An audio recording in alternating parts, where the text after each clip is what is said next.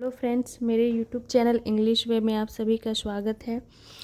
तो आज की स्टोरी का टाइटल है द क्रैब प्रिंस। क्रैब का मतलब होता है केकड़ा, प्रिंस राजकुमार।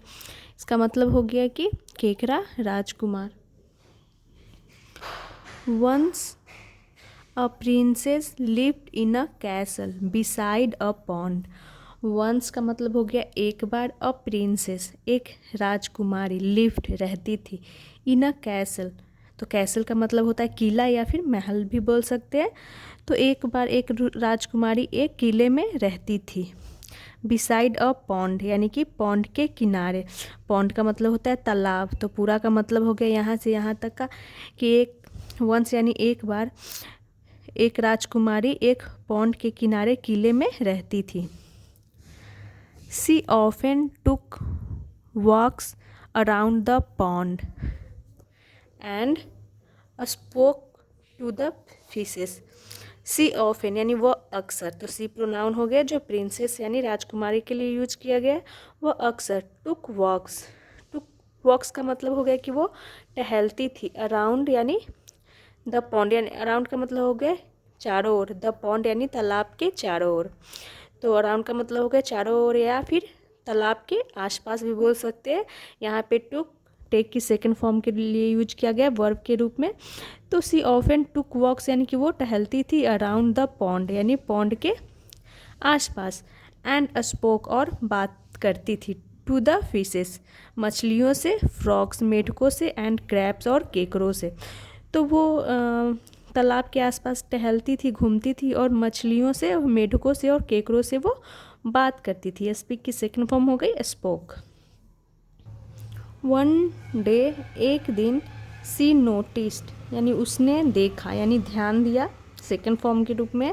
डैट की अ क्रैब डिसअपेयर्ड एक केकड़ा डिसअपेयर्ड यानी गायब हो गया था। From noon to 3 in the afternoon. From noon यानी कि दोपहर से, टू 3 इन द आफ्टरनून यानी कि दोपहर के 3 बजे तक। तो उसने देखा, किसने, प्रिंसेस ने देखा कि एक जो केकड़ा था तालाब का वो गायब हो गया था। फ्रॉम नून यानी दोपहर से लेकर के from noon to 3 in the afternoon यानी जो दोपहर से लेकर दोपहर के 3 बजे तक वो क्या था, गायब था। This happened many times. This happened यानी ये हुआ, मेनी टाइम्स यानी कई बार वैसा ही हुआ कि वो गायब हो जाता था। She did not know where the crab went. She did not know. तो यहाँ पर ये पास्ट इंडिफिनिट की नेगेटिव सेंटेंस हो गई जिसमें हम डिड नॉट के साथ वर्ब की फर्स्ट फॉर्म का यूज करते हैं। तो सी डिड नॉट नो यानी वो नहीं जानती थी। वेयर यानी कहाँ, द क्रैब वेंट यानी कहाँ केकड़ा गया वो नहीं जानती थी। अ फ्यू डेज लेटर यानी कि कुछ दिनों के बाद। अ पुअर मैन एक गरीब आदमी। Was walking beside the pond. तो एक गरीब आदमी वॉकिंग यानी टहल रहा था, बिसाइड वाज वॉकिंग यानी पास्ट कंटिन्यूअस के रूप में सेंटेंस है। वाज के साथ वर्ब में आईएनजी यानी फोर्थ फॉर्म का यूज किया गया है। बिसाइड, तो बिसाइड का मतलब होता है बगल में, किनारे पर, आसपास में बोल सकते हैं। द पॉन्ड यानी तालाब के आसपास में वो किनारे में क्या कर रहा था, वॉकिंग यानी टहल रहा था। When his bag fail into the water. तो वेन का मतलब यहाँ पे हो गया तभी। हिज बैग यानी उसका बैग, फेल यानी गिर गया, इनटू द वाटर यानी कि पानी में। फॉल की सेकंड फॉर्म फेल हो गई, इनटू प्रीपोजिशन हो गया तो इन पानी के अंदर चला गया उसके लिए, और टू मोशन को दिखाता है तो इनटू प्रीपोजिशन हो गया। यानी कोई चीज़ किसी चीज़ के अंदर चला जाता है तो उसके लिए इनटू प्रीपोजिशन का यूज करते हैं। तो उसका बैग कहाँ गिर गया, तो पानी में। He jumped into the water to find his bag. He jumped उसने जंप लगा दिया यानी कि वो कूद गया, इनटू द वाटर यानी पानी में। टू फाइंड यानी ढूंढने के लिए। तो टू यहाँ पे प्रीपोजिशन नहीं है, यहाँ पे इन्फिनिटिव का काम कर रहा है। टू के साथ वर्ब की फर्स्ट फॉर्म मिलता है तो ये हमारा इन्फिनिटिव हो गया जो कि पर्पस को दिखाता है। क्या पर्पस था, तो वो ढूंढने के लिए वो पानी में क्या हो गया, जंप कर गया। हिज बैग अपने बैग को ढूंढने के लिए। Unable to find his bag. तो अनेबल का मतलब हो गया असमर्थ, टू फाइंड हिज बैग यानी अपने बैग को ढूंढने में क्या था, असमर्थ था। He swam further and reached a large room. He swam, तो स्विम की सेकंड फॉर्म स्वैम हो गई, वह स्वैम फर्दर, यानी कि वो फिर से, फर्दर का मतलब हो गया आगे, या फिर बोल सकते हैं फिर से स्वैम यानी कि वो तैरा यानी कूद गया पानी में। एंड रीच्ड और पहुंचा, और लार्ज रूम एक बड़े से कमरे में वो पहुंचा। There he saw a fairy and a crab, तो देयर का यहाँ पे मतलब हो गया वहाँ, ये प्लेस को दिखा रहा है, ये भी एडवर्ब हो गया, adverb of place. He saw उसने देखा, अ फेरी एक परी को, एंड अ क्रैब और एक केकड़े को। किसने देखा? तो उस मैन ने जो अपने बैग ढूंढने के लिए उस पॉन्ड में कूदा था, उसने देखा। As he watched the fairy touched the crab with a flower, जैसे ही वॉच्ड उसने देखा, द फेरी, तो फेरी टच्ड यानी फेरी जो थी उसने छुआ, द क्रैब यानी केकड़े को, विथ अ फ्लावर एक फूल से उसने छुआ। And the crab turn into a young man, the crab और वो जो केकड़ा था टर्न यानी बदल गया, इनटू अ यंग मैन एक युवा आदमी में बदल गया। तो इनटू यहाँ पे प्रीपोजिशन हो गया, तो किसी चीज़, कोई चीज़ किसी चीज़ के अंदर जाता तो सिर्फ उसी के लिए हम इनटू प्रीपोजिशन का यूज नहीं करते, यहाँ पर उसकी स्थिति भी चेंज हो गई, उसकी अवस्था चेंज हो गई। वो क्या था? एक केकड़ा था, केकड़ा से एक आदमी में वो बदल गया, तो इस सेंस में भी हम इनटू प्रीपोजिशन का यूज करते हैं। तो crab turn into a young man एक युवा आदमी में वो बदल गया। After he had his lunch, after यानी कि बाद में, ही हैड हिज लंच यानी हैड यहाँ पे सेकेंड फॉर्म के रूप में यूज किया गया, हैव की सेकेंड फॉर्म के रूप में हैड हो गया। तो हैव का यूज हम खाने के लिए भी करते हैं, तो हैव की सेकेंड फॉर्म हैड हो गई, तो इट का भी यूज कर सकते हैं या फिर हैव का भी। तो यहाँ पर हैव के रूप में यूज किया गया जिसकी सेकेंड फॉर्म हो गई हैड। ही हैड यानी उसने खाया, हिज लंच यानी अपना दोपहर का भोजन।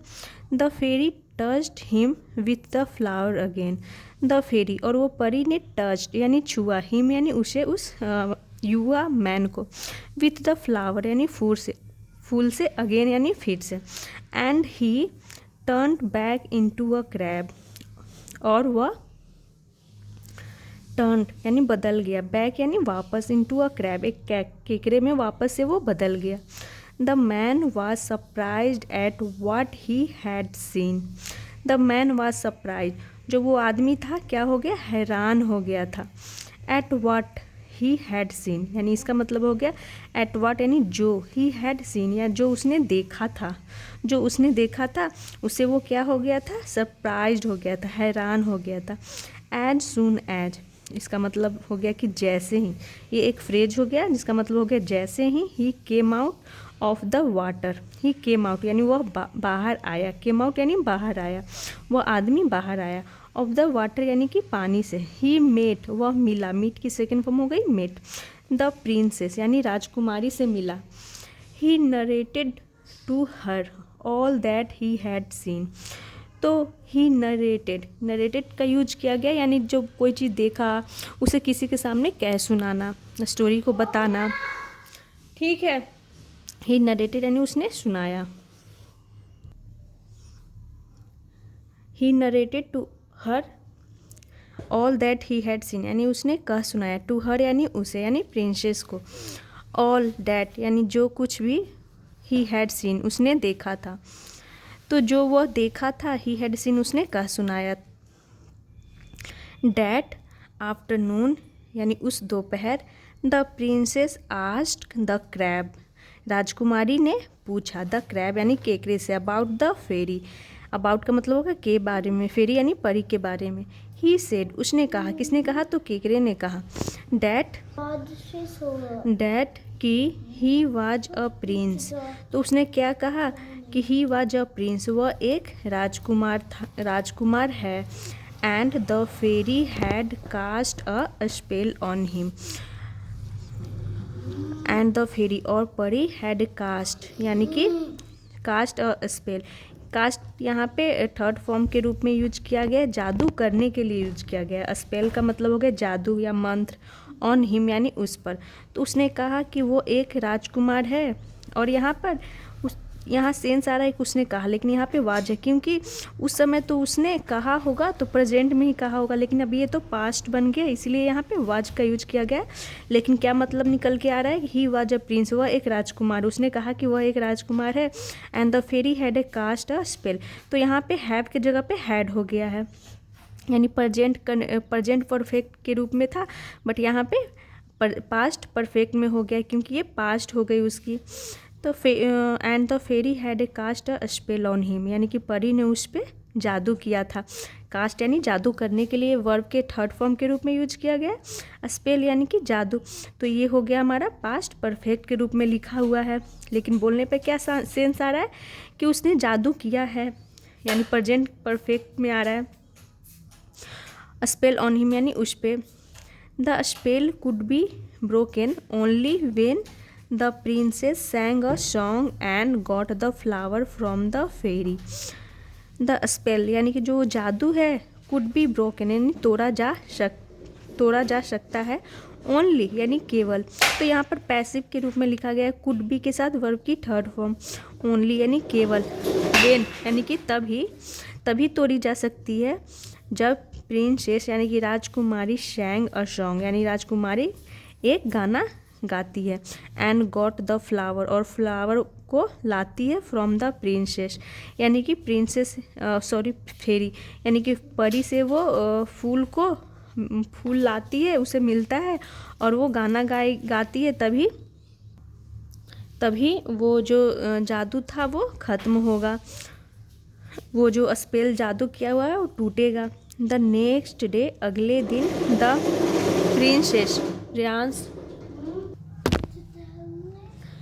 प्रिंसेस सैंग यानी जो राजकुमारी थी, सैंग अ सॉन्ग यानी वो एक गाना गाई, got flower and broke the spell and got the flower यानी वो फूल उसे मिला, एंड ब्रोक द स्पेल यानी जो स्पेल था जादू वो टूट गई, ब्रेक की सेकेंड फॉर्म ब्रोक हो गई।